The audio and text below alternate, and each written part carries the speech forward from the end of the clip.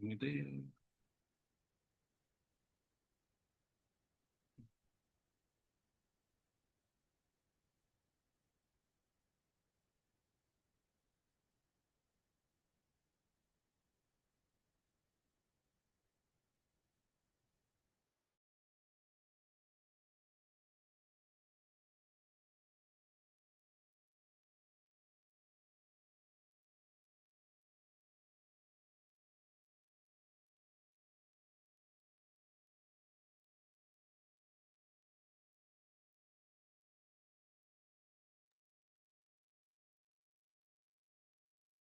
Muy buenas tardes a todos.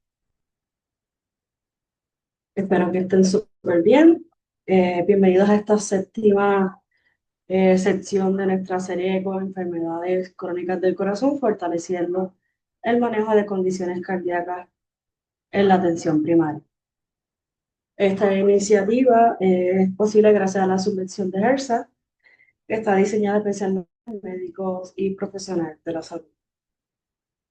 Hoy seguiremos aprendiendo nuevas estrategias, prácticas basadas en evidencia, para continuar apoyando a los pacientes.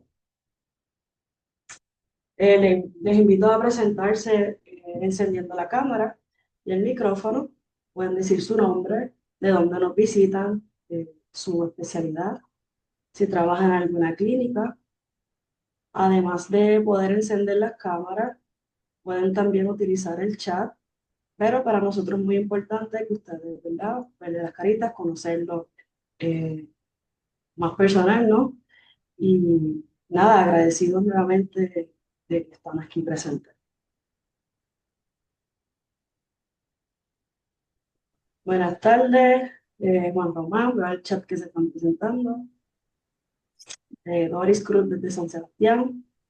Saludos, saludos a todos.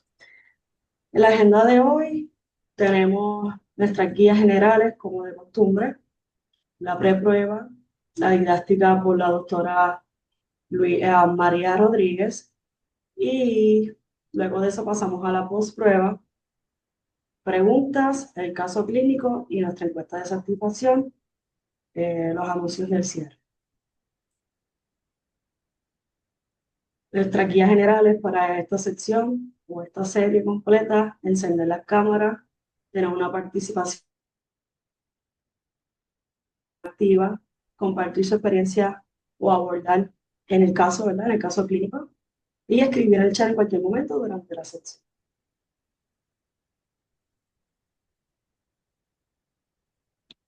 Vamos a comenzar. Esta es la preprueba. Pueden escanear el QR code. También en el chat eh, estarán colocando lo que es el enlace para que puedan ir un poquito más directo a estas tres preguntas.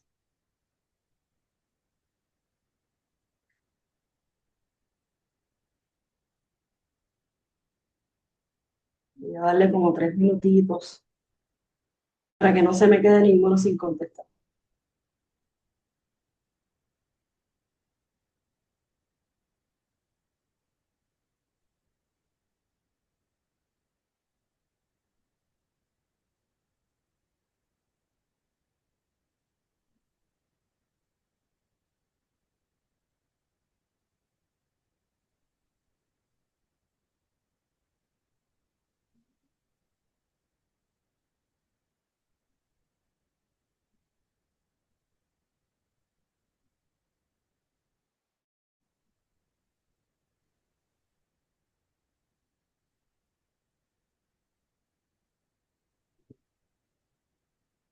A los que acaban de llegar, pueden escanear la preprueba o utilizar el enlace en el chat e ir contestando estas tres preguntas de preprueba.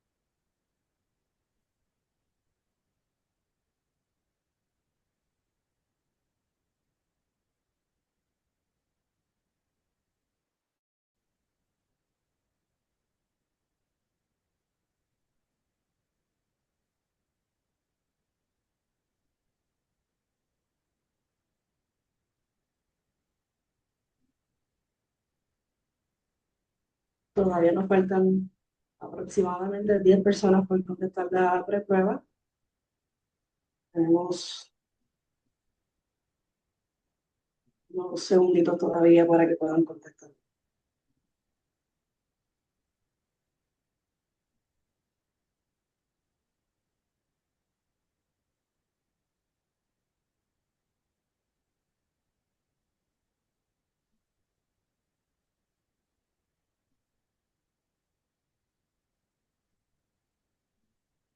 Ok, voy a dejarla abierta mientras tanto, lo que continúan contestando, y vamos a pasar a lo que sería la didáctica del día de hoy. Tenemos problemas de circulación periférica con la doctora María Rodríguez Santiago. Doctora, ¿está por ahí? Ah, Sí, sí, buenas claro que sí. tardes. Adelante. Buenas tardes a todos y felicidades en este nuevo año. Vamos a comenzar entonces hoy con el tema de problemas de circulación periférica y nos vamos a estar enfocando principalmente, perdón, en problemas arteriales, peripheral arterial disease, ¿ok? Vamos allá. Estos son los objetivos. Vamos a reconocer trastornos de circulación, cuáles son aquellos factores de riesgo más importantes y también métodos de detección temprana y también vamos a hablar sobre qué cosas le podemos decir a los pacientes. ¿Puedes seguirlo?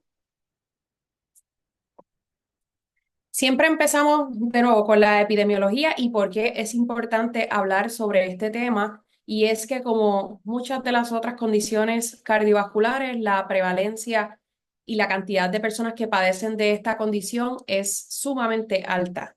En Estados Unidos se cree que alrededor de 8 a 10 millones, se ha estudiado, ¿verdad? Que de 8 a 10 millones de personas padecen de enfermedad perífero arterial, personas mayores de 40 años. Y si vemos en la gráfica de la derecha, si vemos la última columna a la derecha, que son mayores igual de 80 años, el color azul, gracias, el color azul son mujeres, y si se fijan, está más o menos esa, donde llega la tabla, está más o menos de 20%, ¿verdad? Y la amarilla anaranjada son hombres que están más o menos al 25%. Y eso lo que dice es que a los 80 años, ¿verdad? Por lo menos uno de cada cuatro hombres, el 25%, va a padecer de enfermedad periférica arterial y uno de cada cinco mujeres, que es el 20%, padecerá de enfermedad periférica arterial. Así que eso es muy, ¿verdad? Obviamente un número significativamente alto. Y la definición es problemas en las arterias de las piernas. Eso es básicamente, ¿verdad? Lo que significa enfermedad perífero arterial. Así que esa enfermedad donde la placa de colesterol o la aterosclerosis se va acumulando en el lumen de la arteria y va haciendo que ese lumen sea cada vez más pequeño. Por lo tanto, la circulación arterial que va desde el corazón hacia el resto de los órganos, ¿verdad? Incluyendo las extremidades inferiores, pues como se va haciendo un lumen más pequeño, la cantidad de sangre que viaja por esa sangre es menor y por lo tanto también la cantidad de oxígeno que carga la sangre. Puedes seguirlo. Los factores de riesgo más importantes son estos, siendo fumar el más importante de todos. Así que entre ellos, como en muchas otras condiciones cardiovasculares que ya hemos visto, pero en este caso particular, fumar es de las más importantes. Tener presiones altas, tener evidencia de aterosclerosis en otras camas vasculares, padecer de diabetes, que sería el segundo factor de riesgo más importante, tener problemas de colesterol, ¿verdad? O dislipidemia y ser mayor de 60 años de edad. Puedes continuarlo. Y esto es importante porque una vez diagnosticamos enfermedad perífero arterial, ya en esencia estamos diagnosticando aterosclerosis sistémica. La forma en que lo veo y en la que también le explico muchas veces a los pacientes es que una vez uno ve, por ejemplo, como es en la gaveta, cuando viene el fumigador, ¿verdad? A fumigar, valga la redundancia, no coge solamente esa gaveta, sino que coge todas las estructuras de la cocina, ¿verdad? Va a fumigar todo, porque asume que si hay allí, hay en otro lado. Y es lo mismo. Es más fácil, o no sé si por el branding o por bueno, por las películas, no sé, es más fácil pensar como que arterias tapadas del corazón, pues hay sistémico alrededor de las demás arterias, pero a veces es más difícil para los pacientes pensar o asociar que, tengo enfermedad de las piernas, tengo enfermedad del corazón, ¿ok? Así es como una forma que es importante explicarlos para que no pierdan de perspectiva la importancia del tratamiento, ¿ok? Igual que esto está demostrado por múltiples estudios donde los pacientes que tienen enfermedad periférica arterial, que vamos a ver cómo se define, bueno, ya vimos la definición, pero cómo se diagnostica clínicamente, estos pacientes están a más alto riesgo de otras enfermedades cardiovasculares y eventos cardiovasculares como infartos al miocardio, strokes, muerte, ¿ok? Y un tema bien interesante que las últimas guías son del 2024. En el 2026 intentaron hacer como un pequeño update, pero no de las guías completas, y recién salieron. Pero lo último que ellos estaban argumentando es que las guías del US Preventive Service, USPTF, si no me equivoco, no tienen pruebas de cernimiento o screening test para personas que estén asintomáticas. Sin embargo, las guías del American College of Cardiology y la American Heart Association, desde el 20, estas guías vienen de antes, pero de las últimas, del 2024, ellos establecieron como una indicación clase 2A. Eso significa que el beneficio es razonable hacer unas pruebas de seguimiento a pacientes asintomáticos que están a mayor riesgo. ¿Y cuáles son esos grupos de personas? Son estos cuatro que son esos bullets. Primero, a personas mayor o iguales de 65 años. Dos, personas que están entre las edades de 50 a 64 y tienen uno de estos factores de riesgo, ya sea diabetes, fuman, dislipidemia, hipertensión. Y tres, el tercer grupo es si tienes menos de 50 años, pero tienes que tener diabetes y otros factores de riesgo, pero tienes que tener diabetes si eres más joven para tú hacer una prueba de cernimiento a un paciente asintomático. Eh, y aparte de eso, si ya tú encontraste enfermedad aterosclerótica en otra cama vascular, como por ejemplo las carótidas, podrías hacer una prueba de evaluación para enfermedad periférica arterial en pacientes asintomáticos. Seguimos. El historial es sumamente importante en estos pacientes. El síntoma clásico, el que está en los libros, es el síntoma de claudicación. Y eso lo que significa es que pacientes que cuando empiezan a caminar, empiezan a tener mucha incomodidad en las piernas, se sienten como que les da como calambre, se fatigan. Y entonces tan pronto se sientan, en un periodo de 10 minutos mejora la sintomatología, ya no tienen dolor. Eh, es importante distinguir cuando indaguemos en ese historial que la razón por la cual no se están sentando a cada rato, ¿verdad? No sea porque se fatigan. Yo siempre les digo, pero es que es del pulmón, te fatigas, te cansa o es que se te cansan las piernas. Y entonces ellos como que, no, se me cansan las piernas. Em, Sin embargo, es bien importante que muy pocos pacientes, apenas como el 40% de los pacientes, y cuidado si menos, presentan con este síntoma clásico, el que sale en el libro, ¿ok?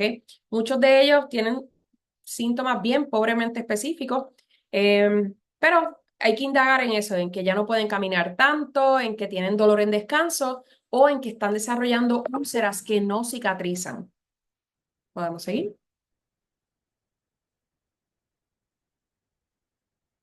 En cuanto a la examinación física, vamos a palpar los pulsos, ¿verdad? Puede ser la parte dorsal del pie, que sería palpando el dorsalis pedi, o la parte interna, ¿verdad? O medial del pie, que ahí estaríamos palpando la arteria del posterior tibialis. La realidad es que uno puede empezar a palpar desde, ¿verdad? Áreas femorales, popliteas, que es detrás de la rodilla, y así sucesivamente. Muchas veces pues, estamos limitados por el tiempo, que es la realidad, y otras hasta pues, por la misma vestimenta del paciente, quitarlo, ponerle bata, es complicado, pero por lo menos no podemos fallar en palpar esos dos de los pies, ¿verdad? De las piernas, el posterior tibial y el dorsalis pedis. Entonces, a la inspección, yo les digo esto también a los estudiantes de medicina, mira, hasta ¿verdad? En ese caso eran los hospitales, pero levanta la sábana, mira las dos piernas a la misma vez y nada más con mirar vas a obtener un montón de información, ¿ok? Y en esa información, los pacientes que tienen enfermedad periférica arterial, Las piernas son piernas que se ven bien brillosas, piernas que no tienen pelito, que tienen algunos parchitos de diferentes colores, ¿verdad? De coloración en las extremidades. Y muchas veces, y esto es algo que pasa también comúnmente en los hospitales, es que se confunde eso que llamamos, y es la figura de la izquierda, perdóname, que ven que una pierna está, esta es la pierna derecha, está más roja que la otra cuando ponen el pie hacia abajo, y eso se llama dependent rubor.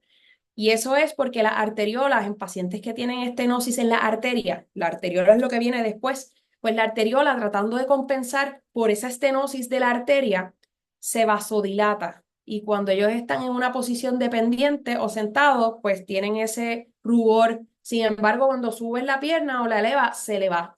Y es importante hacer ese diagnóstico clínico porque es difícil y pues muchas veces se confunde, por ejemplo, con celulitis y damos antibióticos que, ¿verdad? Tal vez no necesitamos. No estoy diciendo que en todos los casos esto pasa, pero que se confunde mucho con una celulitis.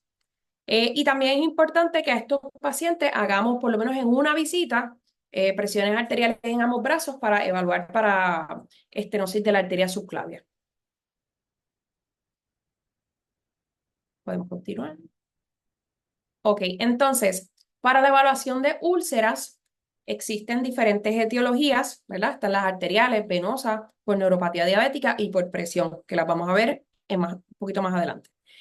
Las arteriales, las úlceras arteriales, como el problema, ¿verdad? Es que la circulación no está llegando desde el corazón hacia lo más distal del pie, pues por lo tanto, esas úlceras se desarrollan por falta de oxígeno, ¿verdad? Por falta de sangre. Y se desarrollan en la parte dorsal y en la punta de los pies mayormente. Tienden a ser unas que se ven secas, punched out, que tienen como unos márgenes que se pueden identificar bastante bien y suelen ser bien dolorosas. Versus las venosas, que son aquellas que van, ¿verdad? Del sistema venoso, así que van en contra de la gravedad de los pies hacia arriba por un sistema de válvulas que tienen las venas y como ese sistema de válvulas se pone medio boto a través de los años, pues ese líquido que está ahí se corre al espacio intersticial y eso hace que la pierna se vea gordita, ¿verdad? Edematosa, con coloración como la de arriba que se ve, exacto, con una coloración como violetosa, brown, que se llama eso hemosiderina. Son bien, botan como que mucho liquidito y usualmente no son dolorosos. Podemos continuar. Y en esta siguiente gráfica, de nuevo, hablamos de las venosas arteriales. Aquí estoy añadiendo las de los pacientes con neuropatía diabética. Estas úlceras se forman porque los pacientes con neuropatía, por tantos años en donde no tienen una buena sensación en los nervios, ¿verdad? De los pies, la formación en la que van poniendo los pies y caminando y los tenis que se ponen, sus pies se cambian de forma, ¿verdad? Bones, la estructura ósea va cambiando de forma y se llama, ¿verdad? Un charcot foot. Y entonces en esos puntos donde el pie usualmente no está acostumbrado a desarrollar puntos de presión, pues ahora de momento sí, y ellos no sienten dolor a esos cambios de presión y desarrollan úlceras. Pero es bien importante que la evaluación en pacientes diabéticos es sumamente difícil, confusa, porque es como intertwine, o sea, estos pacientes diabéticos por lo general van a tener problemas vasculares arteriales, ¿ok? Y viceversa, los pacientes con enfermedad arterial tienen muchas veces diabetes, ¿ok? Así que, aunque estas guías están basadas más bien para la enfermedad arterial, muchas de estas, de verdad, de estas recomendaciones van para pacientes diabéticos. Podemos pasar.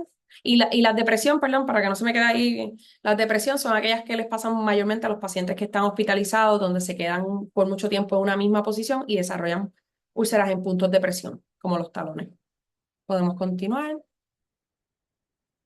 Ok, y este es el espectro, se los puse así, de cómo se ve un paciente que tiene, no necesariamente uno, pero diferentes pacientes que pueden presentar con sintomatología de PAD. El paciente puede estar asintomático y aquí es donde viene el problema, ¿verdad? O la preocupación de las guías americanas de la cardiología de como que, mira, hay pacientes con PAD que pueden estar asintomáticos y de ahí es que sale quienes pudiéramos tratar de screen, aun cuando estén asintomáticos. Dos, pacientes que pueden tener síntomas clásicos de claudicación o síntomas atípicos.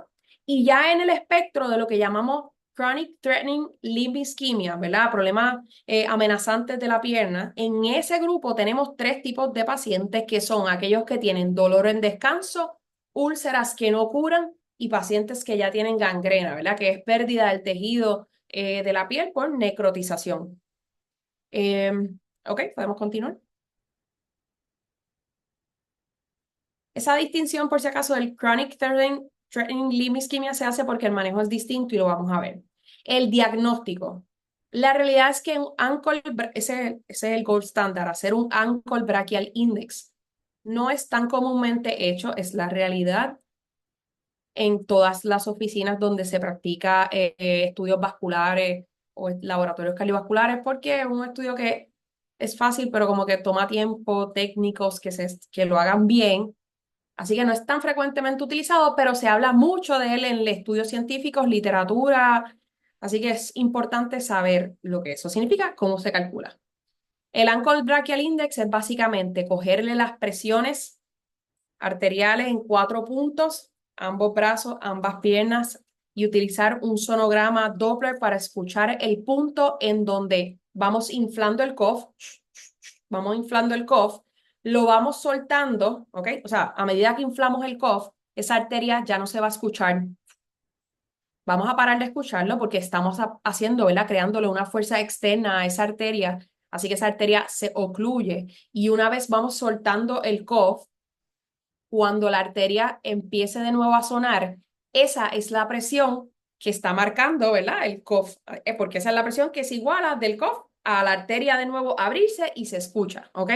Así que no es que estamos cogiéndole la presión a lo loco ahí como que en 4 puntos, es que estamos escuchando cuando la arteria se abre y esa presión que marca el cuff es la que tiene la arteria que se abrió en ese punto. Ok, la definición es sencilla, vamos a hacer una división entre el ankle, ¿verdad? La presión sistólica de la pierna que estamos estudiando, o sea, de cada pierna.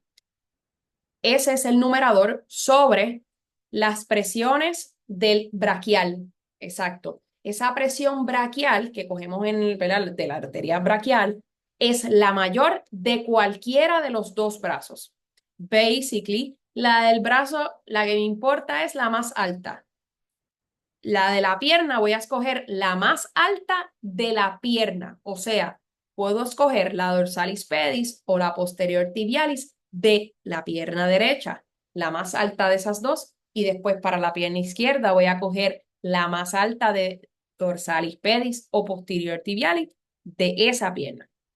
Vamos a hacer un ejercicio ahora para que eso quede bien claro.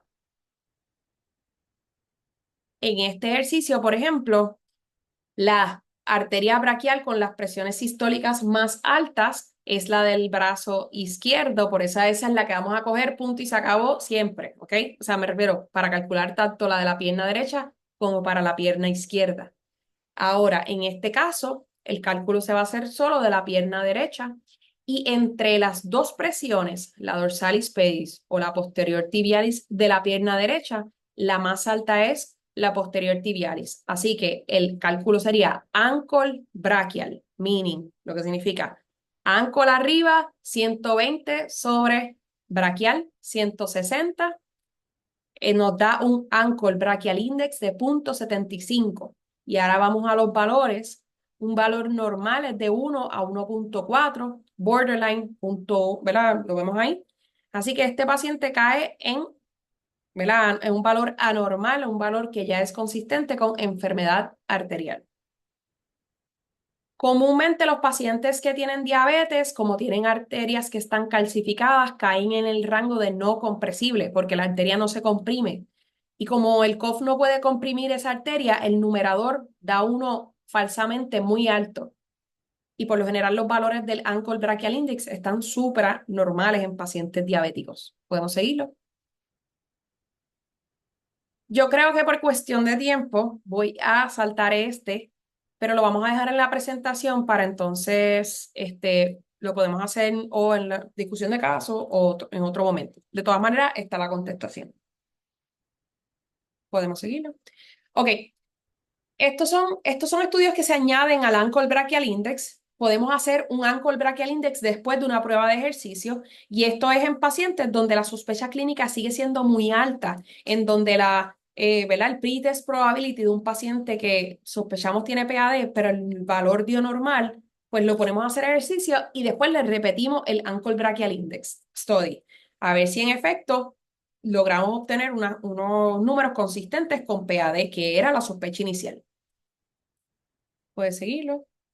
Y otra variante muy importante es el Toe Brachial Index, que es el que utilizamos en pacientes diabéticos, por lo que les digo, porque en pacientes diabéticos, como las arterias están calcificadas en su mayoría, no comprimen, utilizamos el Ankle Brachial Index y nos da falsamente elevado, porque el numerador, ¿verdad? Que es el Ankle, está muy alto.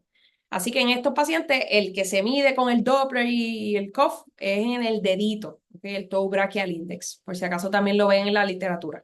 ¿Pueden seguirlo?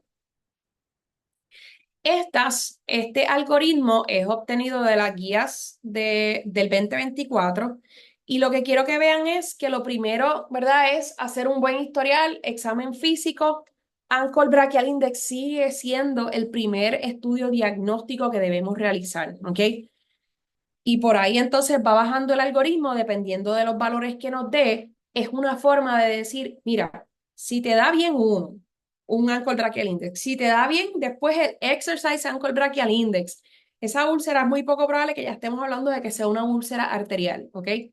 Pero eso aplica para estudios o que le hacemos a pacientes, por ejemplo, con síntomas atípicos o claudicación. Para pacientes que tienen ya alguna úlcera, ¿verdad? Como tal, añadimos un componente de imagen, que es que si seguimos bajando por ahí, ¿verdad? Llegamos hasta el último verde a mano izquierda bajito. Si todo nos sigue dando intermedio, no estamos seguros, ahí debemos realizar un estudio de imagen. Vamos a seguirlo.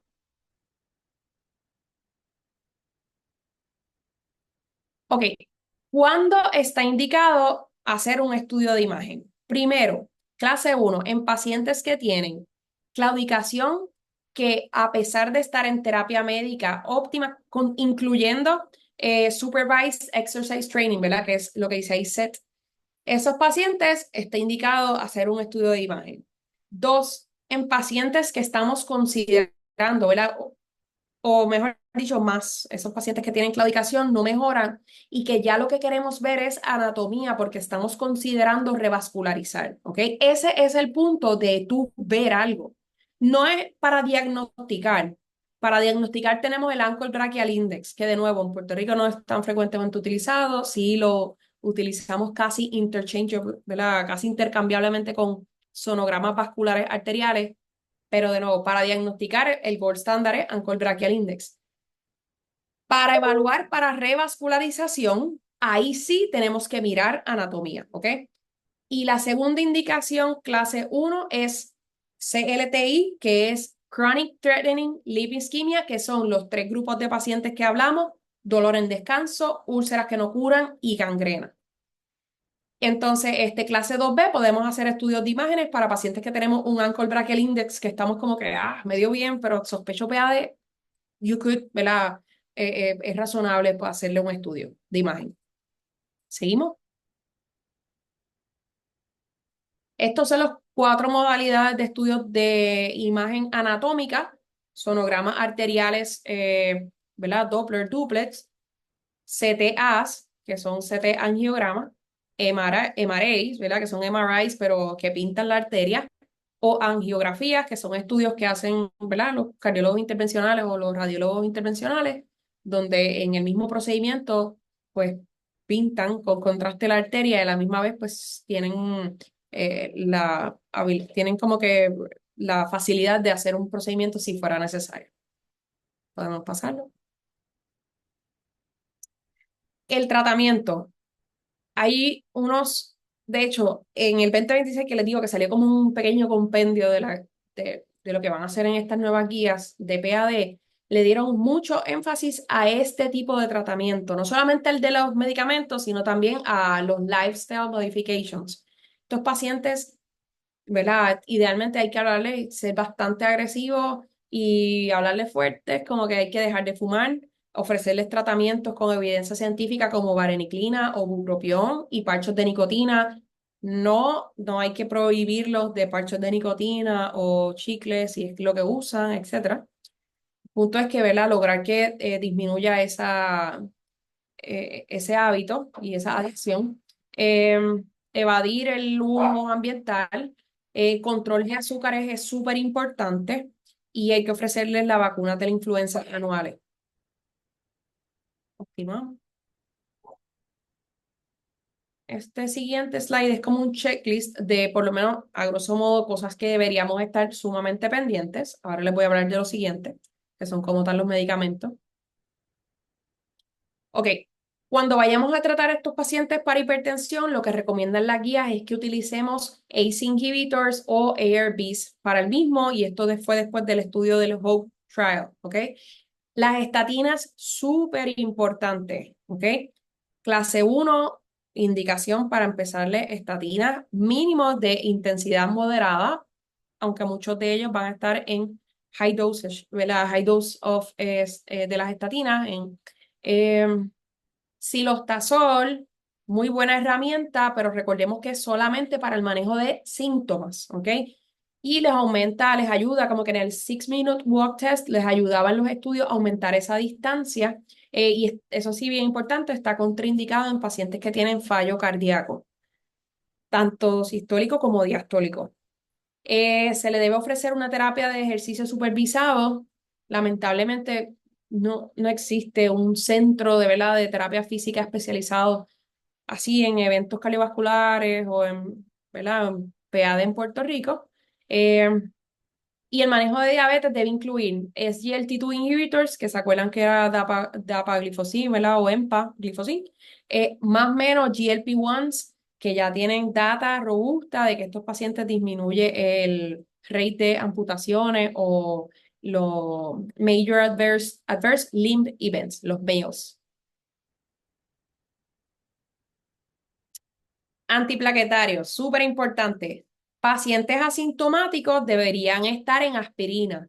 Esta indicación, ¿verdad? De nuevo, sale como una clase 2A o clase 2B, dependiendo de cuán agresiva sea esa enfermedad periferovascular. Mientras más mala sea esa enfermedad periferoarterial, pues mayor es la indicación de la aspirina. Pero básicamente a todo paciente con evidencia de placas de colesterol en las arterias periferovascular necesitamos que esté en un single antiplatelet therapy, y si está asintomático debe ser aspirina. Pacientes que estén sintomáticos y que no hayan ido a una revascularización deberían estar en cualquiera de esas dos terapias, o en single antiplatelet therapy con aspirina o Plavix clopidogrel si el paciente es alérgico a la aspirina, o puede también estar en la dosis de aspirina 81 miligramos más Rivaroxaban, que es Xarelto, 2.5 dos veces al día, ¿ok? Y eso salió del COMPASS Trial. Tercer punto, pacientes sintomáticos que hayan ya ido, ¿verdad? Que hayan tenido una revascularización, podemos continuar con la terapia de aspirina más Rivaroxaban 2.5 dos veces al día, clase 1, o podemos darle terapia dual de antiplaquetarios, como, ¿verdad?, que sería aspirina más Plavix. La forma de, básicamente, como que uno no perderse y que se nos haga más fácil, si está asintomático, aspirina, fine. Si está asintomático, la mejor alternativa es aspirina con low dose Rivaroxaban 2.5 dos veces al día. Obviamente el factor limitante muchas veces es planes médicos, pero eso es lo que dice la literatura. Continuamos. Esto breve, de aquí es que sale la recomendación de aspirina más Rivaroxaban 2.5 dos veces al día, el famoso COMPASS Trial. Se detectó una disminución de riesgo relativo tanto en males, que son Major Adverse Limb Events, disminución de amputaciones, disminución de riesgo eh, ¿verdad?, de muerte, eh, todo en comparación con aspirina. O sea, me refiero a la terapia del COMPASS, de que era aspirina más Rivaroxaban versus aspirina.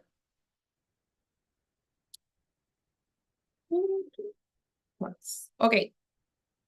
Em, Ok, esto es importante porque lo que estoy tratando de decir en este slide es que una vez el paciente está en el punto de chronic threatening liver ischemia, que de nuevo son pacientes con dolor en descanso, pacientes con úlceras que no curan y pacientes con gangrena, estos pacientes ya deberíamos estar evaluando con imágenes para revascularizar. ¿Ok? La meta ya en ese punto es revascularización.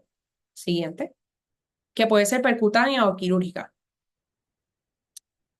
Mientras más arriba sea la oclusión, y más arriba me refiero a aorto ilíaco, la literatura lo que dice es, en esencia, que el paciente se beneficia más de una revascularización percutánea que de una quirúrgica. Y así que voy con el extremo, esa es clase uno y el Brown Class 3 Indications que no deberíamos estar haciendo es en pacientes en que no vamos ¿verdad? Que no estamos considerando procedimientos endovasculares, no se deberían estar haciendo en pacientes que estén asintomáticos simplemente porque vimos algo. Muchas veces no. Vamos a estar pendientes de estos pacientes, obviamente los vamos a seguir, sin embargo, no vamos a hacer procedimientos endovasculares simplemente porque vimos una estenosis sin síntomas.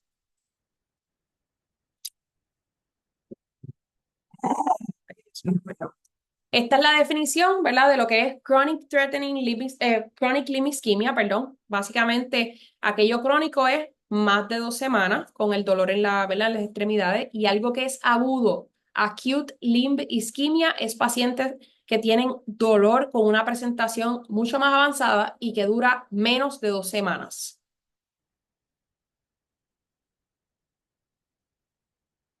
A ver ahí. Yo creo que no lo puse, pero básicamente acute limb ischemia, como no era tanto el enfoque, pero se divide en 3 grandes grupos: pacientes que todavía tienen, ¿verdad? La pierna viable, pacientes que tienen riesgo de perder la pierna, ¿verdad? Que es threatened, o daños irreversibles, ¿ok? Y eso se monitorea básicamente en un setting hospitalario en donde con el Doppler y el sonido todavía verificamos si perdió tanto el Doppler y la vasculatura arterial y la venosa, básicamente.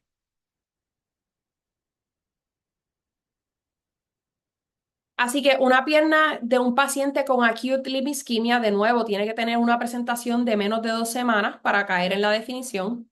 Dos, son pacientes que presentan con una pierna que cambia, que es un dolor, o sea, extraordinario. La pierna se siente fría, se ve violetosa, no tienen sensación, ¿verdad? Muchas veces cuando ya llega al punto que no tienen sensación, ya es un cambio irreversible. Sienten también mucho numbness, mucho adormecimiento, los pulsos no se sienten bien.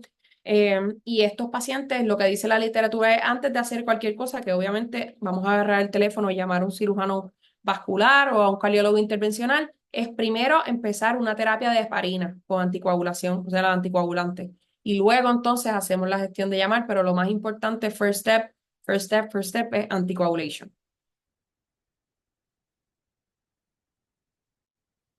Y este es básicamente el algoritmo de cómo diagnosticamos si está viable, si está amenazado, si es un daño irreversible y qué debemos hacer en esos casos. ¿Qué debemos de decirle al paciente?